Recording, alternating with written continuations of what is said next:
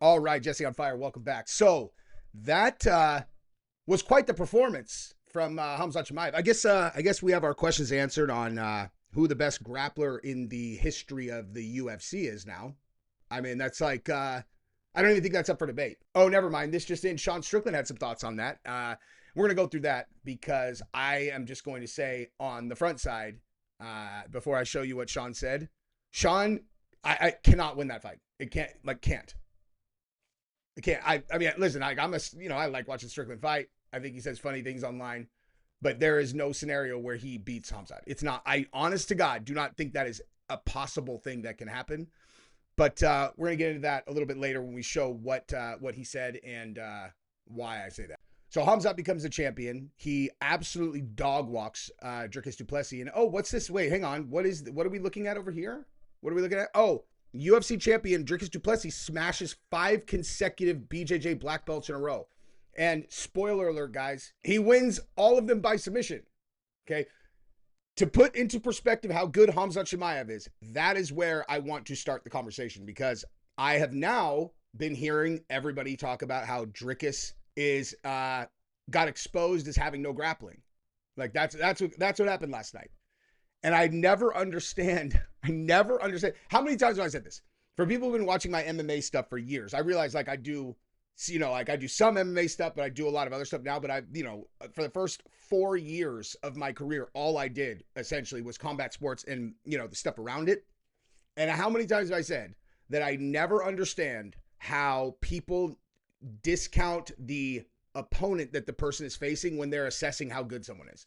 Perfect example being the takeaway last night is that Dricus does not have grappling. I think maybe the correct, takeaway is that Khamzat is so good, it's kind of unfathomable. Like the guy has the best chain wrestling I've ever seen ever. I mean, I'm not a wrestling guy.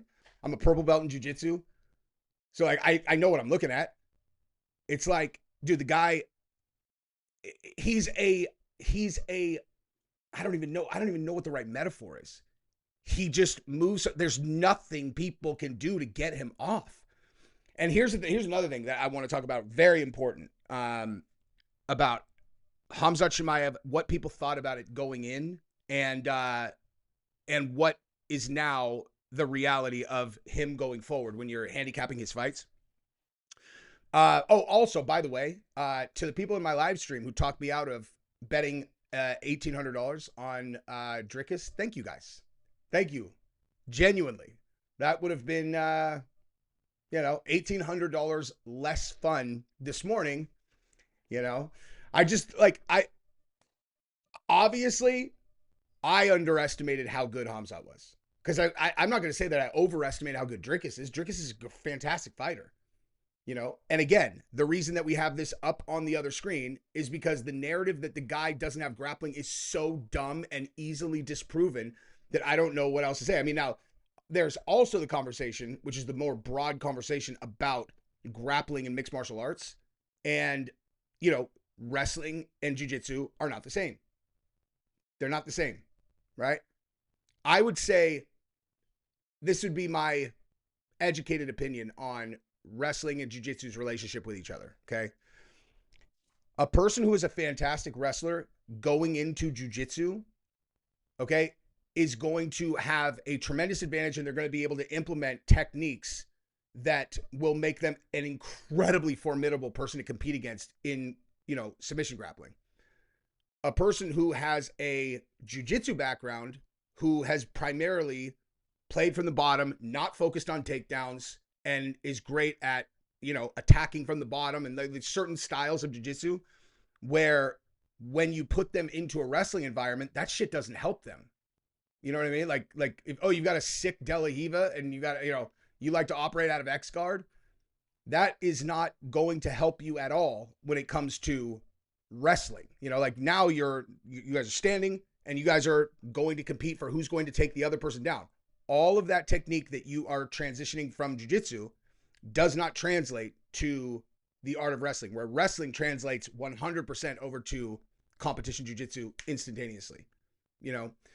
So what you see here is you see Dricus dominating guys in jiu-jitsu. And then he goes up against the best wrestler that the UFC's ever seen, come into the octagon, and he gets fucking dog walked. Dog walked. And again, I'm not saying wrestling is a superior martial art to jiu-jitsu, because guess what? Guess what else we have to talk about? Who is the one guy who completely nullified Khamzat's wrestling attacks? I don't know how this I have no idea how this got into a conversation about wrestling versus jiu-jitsu, etc. But we're just talking here. But the answer to that question, okay, the only person who is able to nullify Khamzat's grappling is Gilbert Burns. Okay. Now Kamaru Usman was withstood as Khamzat, threw his best at him. And then when Khamzat slowed down, then Kamaru was able to, implement some offense. But Gilbert Burns, from the jump, shut down Khamzat's grappling. And the reason for that is very straightforward. I was at this fight, okay? In the first round, if you go back and watch that fight, Khamzat gets Gilbert on his back, and Gilbert immediately, very, very quickly, within a couple sequences, almost secures an armbar, and from the bottom. And you see Khamzat pull his arm out and then step back, and he's like, oh, okay, this guy's different, So and Gilbert Burns is a world-class, world champion in jiu-jitsu with an incredible guard. So it's not like wrestling is better than jiu-jitsu in mixed martial arts. When you got to the pinnacle of both, they nullified each other. You know what I mean? They nullified each other. And they ended up standing and banging for that entire fight. It's the most, I've said, I will never stop saying this. I've never had emotion invoked watching a fight like I did at that fight. Like that fight was, I was there when Izzy stretched Alex Pereira. I was in the front row. And still, that was not as incredible as the Gilbert Burns and Khamzat Chimaev fight was live. I can never even explain to you what that was like, dude. I will never get rid of the moment when in the third round, it's even, and then Gilbert rolled out of it, and then he stood back up and he had blood on his face, and it was a war. The place was so loud, and Gilbert looked at Khamzat. I had a perfect view of this, and he looked at Khamzat and he smiled at him, and I lost my shit. I absolutely fucking lost my shit. I lost my shit completely. I'm getting chills thinking about it, dude. That moment right there. But, yeah, I mean, bottom line is this. Dricus's guard is not his grappling is not world champion jiu-jitsu level, or it's not as good as Gilbert Burns. But whose is? Okay, because what we're talking, who's going to beat Khamzat? Who is going to beat Khamzat? That's the real question. Okay, so let's just take a look at this, okay? UFC middleweight rankings, okay? Because I don't think that there's a high likelihood that anyone has a chance of beating Khamzat, okay? Like that, and I mean really, and I'm sure I'm not, I don't think this is going to be a very shocking opinion given what we watched last night. But look at this, dude. Imamov, you think that he's going to have, you think that his takedown defense is going to be able to deal with, Khamzat? I don't. Sean Strickland. All right. So here is what Strickland had to say about this fight. Okay. So he says, I'm probably the only one in the UFC that can out-grapple that little whore for 5 rounds. Looks like I got to stack some W's to fight that little bitch. I would be, I mean, I don't even know what to say. Do you guys think that Sean Strickland is going to be able to out-grapple Khamzat? When was the last time that you implemented grappling, where you initiated grappling in a UFC fight of yours? Aside from takedown defense, which in my opinion is not going to stand up to Khamzat's takedown after what he just did to Dricus. Okay. Does anybody think that Sean Strickland is going to be able to keep that fight off the ground? I know he's good at getting up. So is Dricus. Okay. If Sean Strickland out grapples Khamzat, it will be as if a cat is walking on its hind legs to me. And not because it's nothing against Strickland. It's just Khamzat is literally the best grappler that we've ever seen in the UFC. Strickland has not intentionally grappled in a UFC fight forever. You know what I mean? It was just crazy. He has a lot of submission wins when he was younger, but he just stopped using it. Like, he's like, I like to stand and spar, you know? I am in love with this way of fighting where I get to do this as long as I can, and I just go like this, and I throw that out. I throw the teep, I throw the jab, and I'm impossible to hit for people who are not world class. So if all of a sudden it turns out he can out-grapple the best grappler ever, yeah, I don't see that being very likely. I don't think he can win this fight. I am extraordinarily skeptical. Like, how does Sean win that fight? How does Sean Strickland win that fight? I'm saying, like, walk me through it. Imavov, goddamn. I know people break my balls. I always call him Imavov. Imavov, he could knock Khamzat out if he catches him, right? He catches him with a knee on the way in, catches him with a punch on the way in, whatever. Like, if he is able to keep Khamzat away or catches him on the way in, he can win by knockout. There is a scenario where he can win, just like Dricus could have won last night if he caught him just right on the way in. How does Sean win that fight? I mean, people don't realize Sean's a black belt in jiu-jitsu, but so is everyone. You know what I mean? I mean, not everybody in the UFC is a black belt, but like, and also a black belt equals a black belt equals a black belt. That's not the case either, you know? But like, Strickland has had a black belt for a very long time. But you think that he's going to beat, like, he's not going to knock him out. He doesn't knock anyone out. And Khamzat, this version, doesn't run out of gas. Okay? What people saw last night, where Khamzat was able to advance to crucifix over and over and over and go for 5 rounds without slowing down even a little bit. Okay? Forget about the crucifix thing. That's a different point. But where he did not slow down at all. Okay, this is what I learned. I watched the breakdown of the fight on when Rogan and Matt Serra were talking about it, and where Khamzat did his camp for the first time ever going into this one. He did it like people said that he was always overtrained, which is why he couldn't shake, that's why he couldn't shake COVID when he had it. And so this was the first time where he was not overtrained, where he had been maximized to peak at the time of the fight. Okay? Like, just because someone works hard does not mean that they are going to be in the best possible shape on the night of the fight if they have no one who specializes in that running their program. Okay? We're at professional athlete level. The mixed martial arts is one of the only professional sports that does not have a bunch of built-in infrastructure around it to maximize physical performance among the athletes, right? Like, if you go play for the Golden State Warriors, they have strength and conditioning. They have they have like entire teams that specialize in fine-tuning each of the athletes on the team to perform at their best, and they wouldn't allow a person to just be in the gym running wind sprints 7 days a week, 4 times a day. You know what I mean? Like, they'd be like, what do you do? Stop it. It's commendable that you have that work ethic, but that's not helping you now. This is now a huge detriment to you. And that's where Khamzat was at. His work ethic was so high that he was hurting himself. That's why he was gassing out. It was just so crazy. And then you see him last night. First time I saw Matt and Rogan talking about that. And so I was very interested to see how that was going to go after I saw them break that down the day, maybe day before yesterday or something. And you saw he didn't slow down at all. Like, at all. Did not, like, not at all. Not even for a moment.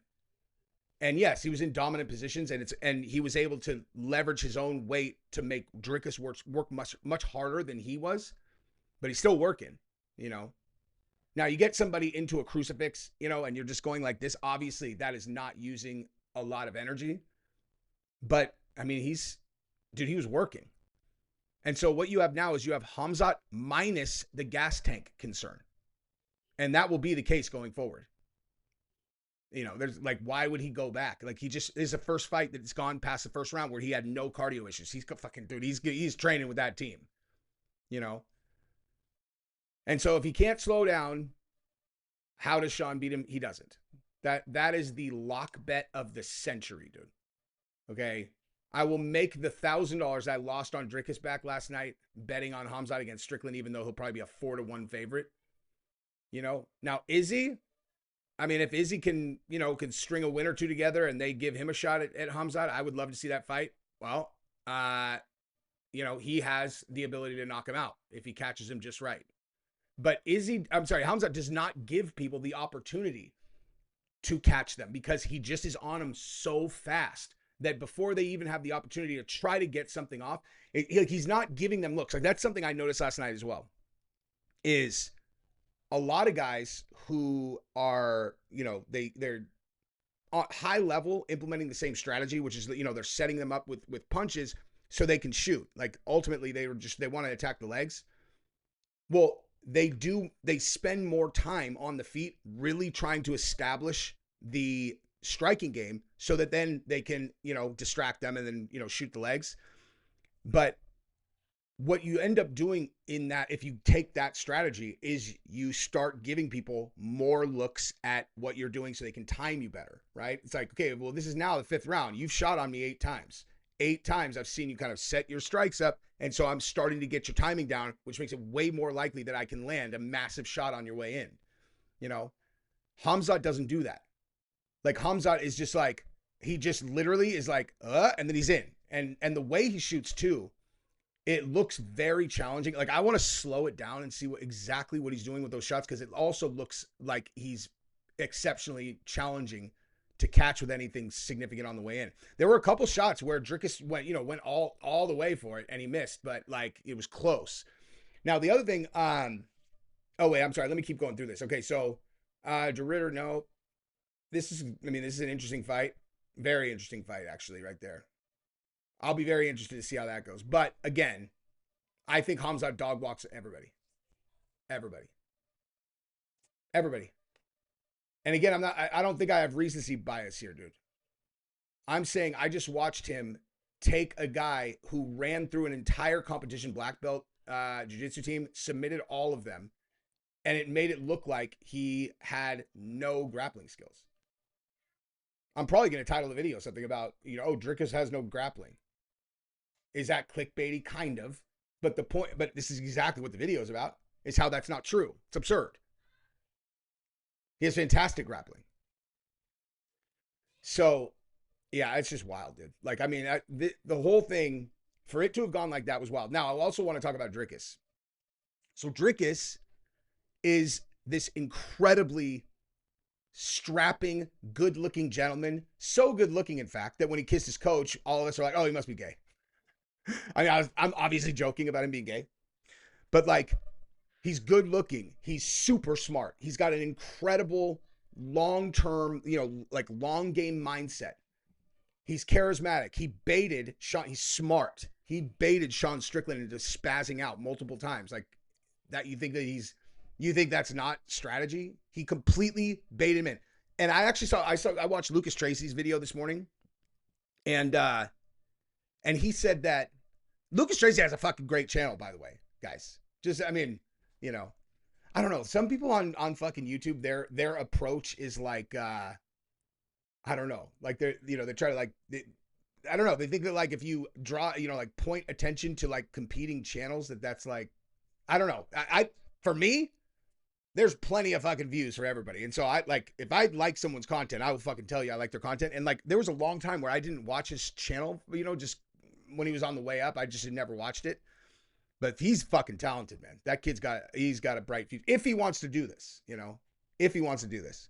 I talked to him very early on when he started, and like, you know, he fucking did it, dude. He's like the one guy that I talked to really early, like before they were starting, that I gave some advice to, and he fucking made it, dude.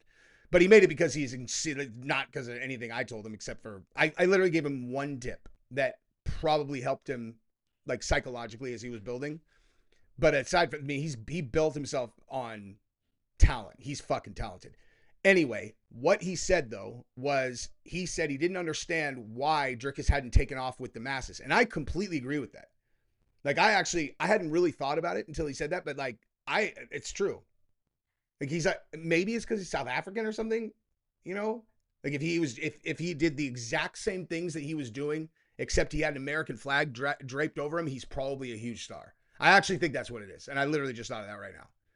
Because he's good looking, he's charismatic, he's super intelligent, he's he's clever on the microphone. But if you're also a purist that's looking at the fight game as a person who loves martial arts in a way that's like you guys know what I mean. Like you love it. Like I want to see like people who love Khabib, like people who love everything about what Khabib was in the fight game are going to also respect Dricus if they're paying, like are going to love Dricus if they're paying attention because he says the same things. Like he's got a long-term mindset. That dude went into the 5th round convinced that he was going to win. Like that was not an act. Like they're like, you need to stop it. She's like, I'll find it. He had literally gotten dog walked for 20 straight minutes, and he went into the 5th round like I'm gonna win, and he almost did, dude. I mean, I don't know about almost did, but he had opportunities that he created that a person who had been beaten mentally would not have had. Okay, like that reversal that led to the mount, and then like the guillotine and all that, like that is something that if you're in the 22nd minute of your fight and you've been losing for 22 minutes, okay, like a broken person, vast majority of UFC fighters are completely broken by then. They've tried everything and they're just getting worked, and it's literally the clock is just running out. Cause like, dude, if you're up against someone who is dominating you, it doesn't take very long for you to start, you try this, it doesn't work. You try this, it doesn't work. Try this, it doesn't work. Try this, it doesn't work. And they're just smashing you. Like it doesn't take long before your brain converts to be defensive, minimize the damage. Cause it's like, dude, there's only so many options that you can have. Like that is the difference. Like the difference between a purple belt in jiu-jitsu and a black belt in jiu-jitsu is obviously, like a much more refined technique, but also their options for techniques that they have mastered are higher, like are bigger. All jiu-jitsu is this gigantic algorithm, dude. And I mean, I'm obviously not educating anybody who's a jiu-jitsu person, but the thing that I really love about how slow people belt it, like that you belt up in jiu-jitsu, is it gives you these milestones where you can, like, where you go, okay, when I got my blue belt, this is what my game was. And then when you get your purple belt, I'm like, okay, now my game is this. And it's like, oh, I am a completely different person. The blue belt version of me could fight me 1,000 times and I would win by submission 1,000 times. They have absolutely no chance, no answers whatsoever. And that's just because I have more options that I would implement. It's like, okay, this, you try this. Well, I'm going to shut that down, and then I'm going to do this, and then I'm going to do this, and then I'm going to do this, and then I'm going to do this, and then I'm going to do this. But everybody has a limit to the number of techniques that you're going to implement. And like, if you got someone smashing you and you've tried all of them and none of them have even a hint of success, you're like, I mean, the ability to still believe that you can win is incredible. Now, of course, it's a little bit different in an MMA fight because you get stood up. And I thought those stand-ups, I was excited as a fan and someone who had money riding on Dricus, but that was bullshit, dude. In my opinion. Like, what if Dricus knocked him out? And you're like, why should that fight have been stood up? I thought, I mean, there was like that one time in the 5th round, and at that point, the commentators actually said, you can stand them up now. And maybe that one. Maybe. But like, well, you're going to stand him up out of a fucking crucifix? You know what I mean? Well, he's not, there's not a lot on those punches. You're all, okay.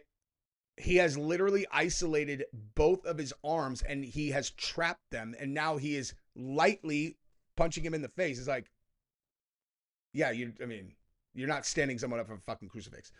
But, Dricus goes into the 5th round convinced he's going to win. And that is wildly impressive to me. Just unbelievably impressive. Honestly, I think I became a bigger fan of Dricus last night than I was going. Actually, I know I did. I'm a bigger fan of Dricus today than I was before last night. And I would doubt there's a lot of people who would say that. But to me, the way I look at the sport in general, that is definitely the case for me. Because again, this is like, Like, what is the sport that we're watching? Is it just like, oh, I want to see who's going to get kicked in the face? I mean, of course, part of it's that. But nah, dude. No. I want to watch finely tuned killers and see who they are. Like, there's no other thing that can happen in an instant, with like a 5 to 20 minute thing where you see exactly what's inside of a person. The only fucking place where you get that is in UFC or, mixed martial arts, where you really get to see who everyone is. What can they withstand? What is their real mindset? Everyone says that, I never get down on myself. I do whatever. Everyone says that. Okay, well, how do you find out if that's true? How do you find out what kind of grit that someone really has, that how deep someone can dig? How do you find out what they're actually made of? You throw them in the octagon. Like, look at Dustin Poirier. Okay? Like, that guy had, in my opinion, the single greatest career of someone who never won the undisputed championship. And it doesn't matter. It doesn't matter at all to his legacy that he didn't win. Not even a little bit. Because he got the fight, he got the financial reward. He got the adulation of the fans. He never made it to the peak, and he lost his last fight. And I think that was a poetic end. The fact that he lost, but he won. Even though he lost, he won.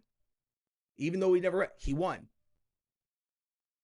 And you also got to see exactly what he's built out of. That guy's a piece of fucking steel. That guy will not break. He is unbreakable.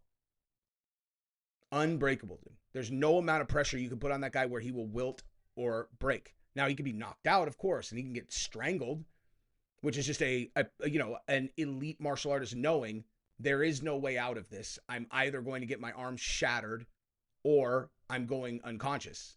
So you tap. Like, I don't see any shame in that at all. But the whole, like, if you really are trapped, the whole idea of like, oh, I'm just going to let them break my arm. I don't know, dude.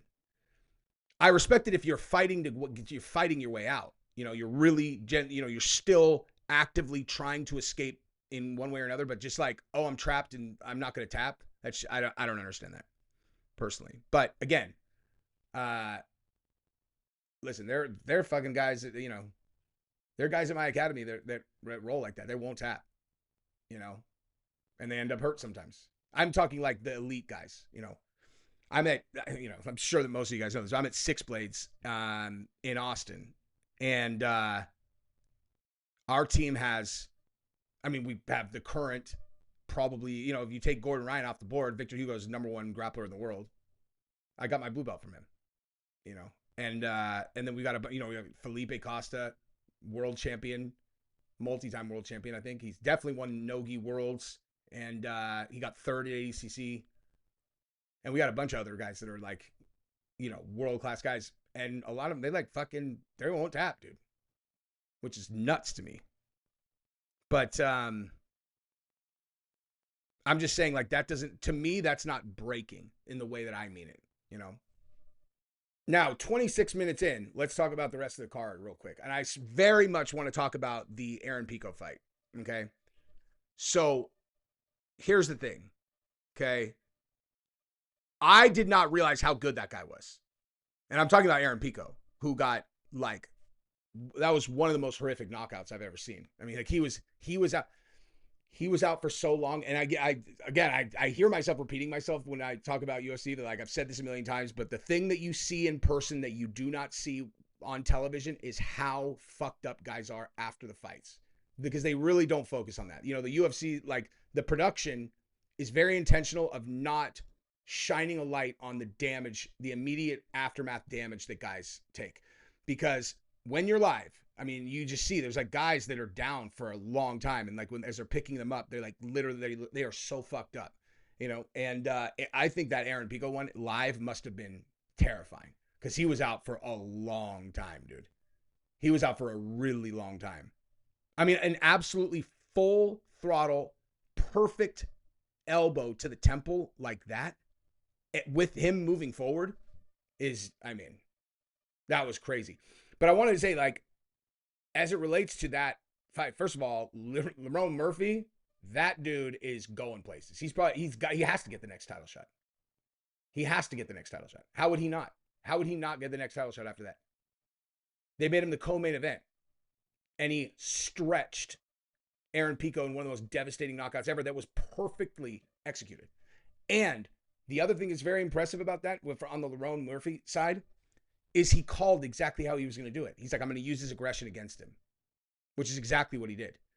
Because, dude, so my take, again, I look at these things, I look at fights not just in fighter attributes.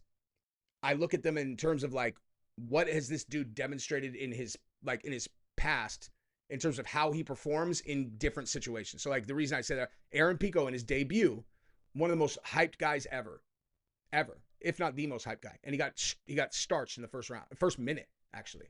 Okay. Now I'm not saying this to talk shit about him. What I'm saying is that could have been a fluke. But it happened. And so in his mind, you know, this massive debut that he had went like that, right? Thoughts become things. The things that you think become your reality. I cannot stress to you enough how true that is, okay? I can't possibly stress enough. Now in my own life, I mean, I don't want to derail this conversation, but like, we have literally said verbally, this is what we want our life to be, and it has happened. Like, and I'm talking like where we were doing really well, and we were like, okay, well, let's set a new goal, and we set that goal, and we achieved it. Like, it's like, because we've just started saying it out loud and started visualizing our life, and that's what it is, dude. It's like, and in sports, okay, like, your life and death career is going to be on the outcome of a fight, and if you got starched in your first fight ever, and this is your opening debut in UFC, and you're a co-main event, everything's on the line for you. Okay, there's no way that you're not going to be thinking about what happened. You know, at least it's going to cross your mind. And, you know, Lerone Murphy watched all the Aaron Pico footage, and he's like, he's going to keep moving forward, and I'm going to catch him, and he did. Now, I don't know about you guys, but Aaron Pico, I hope he recovers well from this knockout, because I am very excited to see him fight again. I mean, they really threw him into the deep end with, like, why? I honestly don't understand this matchup. I really don't. I don't understand this matchup at all. I'm going to actually say this is one of the few times that UFC made a big matchup blunder, because look at 45. Okay. Look at 45. You needed two contenders. You needed two guys. Why did you put these two guys against each other? And if you watch Aaron Pico in the first, you know, before he got stretched, he looks incredible. He looked incredible, dude. I was like, oh, wow, this is who this guy, I mean, like, he looked unbelievably good. And now he's a guy coming off a devastating knockout. 0-1 in the UFC. Like, I don't understand. Lerone Murphy, we already knew he was awesome. So like, I don't know. I think that was a misstep. Let me actually just look at so, well, I guess Lerone Murphy it was down at 6, so yeah, I guess. Now that I know he was I'm sorry, you guys can't even see that, but Lerone Murphy was ranked 6th. So, all right, that's not as bad as I thought. And anyway, it doesn't matter, because I still think Gene Silva is going to be the champion of that division. I'm calling that right now. Gene Silva is going to beat everybody. I'll tell you what, though, dude. Gene Silva against fucking Aaron Pico, give me that fight. That fight, give me that fight at twice. Man, that's the fight. Give me that fight. As I just said, we need multiple contenders. I'm like, now give him, I literally just said exactly what I said they shouldn't do in my next matchup. But anyway, that's what I got. I love you guys. Subscribe to the channel, ring the bell. Bye-bye.